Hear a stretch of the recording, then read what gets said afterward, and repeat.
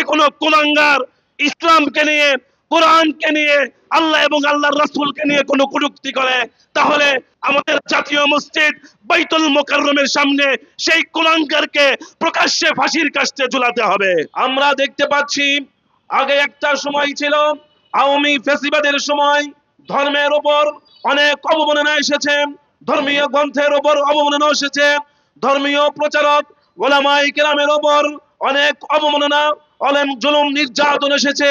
কিন্তু আমরা মনে করেছিলাম 2024-এর 5 আগস্টের পরে আমাদের আর সেই দিন দেখতে হবে না, আমাদের আর ইসলামের উপর অবমাননা দেখতে হবে না, আমাদেরকে আর রাসূল সাল্লাল্লাহু আলাইহি ওয়াসাল্লামের নামে কোনো কটূক্তিকারী দেখতে হবে না।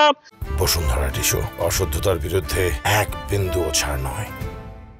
এবং আমাদের হৃদয়ের স্পন্দন পবিত্র কোরআনকে নামে কোনো অবমাননাকারী দেখতে হবে না। কিন্তু আমরা সেই ভুল বিশ্বাসে ছিলাম।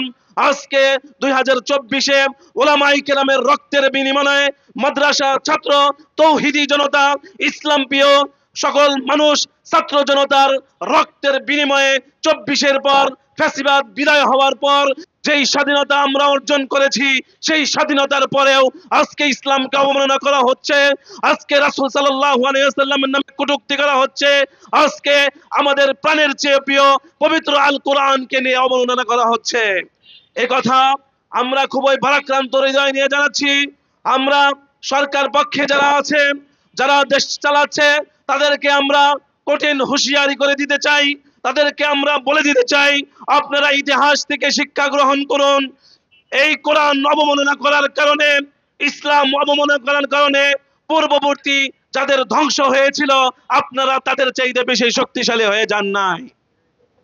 বিশেষ করে ডক্টর ইউনূস সাহেব এবং তার সরকারদেরকে বলবো, আপনারা দেশের সংস্কারের জন্য বিভিন্ন সময় বিভিন্ন পদক্ষেপ নিচ্ছেন, কিন্তু আমরা খুবই দুঃখের সাথে জানাচ্ছি, ইসলাম সংরক্ষণ, রাসূল সাল্লাল্লাহু আলাইহি ওয়াসাল্লামের নামে যারা কটূক্তি করে, তাদের বিরুদ্ধে, কোরআনকে যারা অবমাননা করে, তাদের বিরুদ্ধে আপনাদের কোনো সংস্কার নাই, তাদের বিরুদ্ধে আপনাদের কোনো আইন নাই।